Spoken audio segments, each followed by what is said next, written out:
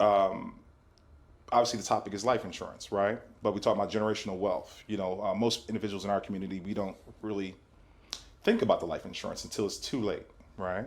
The important part about it is that you want to be able to get it while you're young, right? And I'll give a prime example. I start from the genesis. I'll give you my story, right? Okay. So my story, I'm the first son in the U.S. of an immigrant. When I was born, the day after I was born, my mother passed. Okay, so understand, my father's Nigerian. He came here prior to my mother passing. Sat my father down in the immigration office, did everything else. When the day after I was born, my mother passed. My dad got his immigration 2 weeks later. You know what I mean? So understand like how crazy this is. So then on my American side of things, they're thinking like, oh, who's this African, this, that, and the other. There was some issues with the hospital and some things went wrong. But that money, my father didn't touch a dime of it. He didn't touch a dime of that money.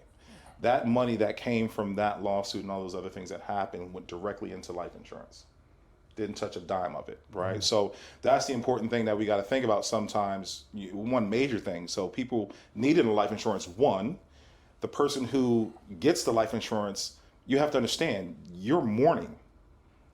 So I've been in situations where I've gone to funerals and actually delivered checks to a spouse and they had no idea what was going on. I've delivered a check and it was like, yeah, my husband set this up or my wife set this up. You didn't know? He said, no, I didn't know anything. And that's kind of what it's for, because in that time of mourning, you're going through everything in your head.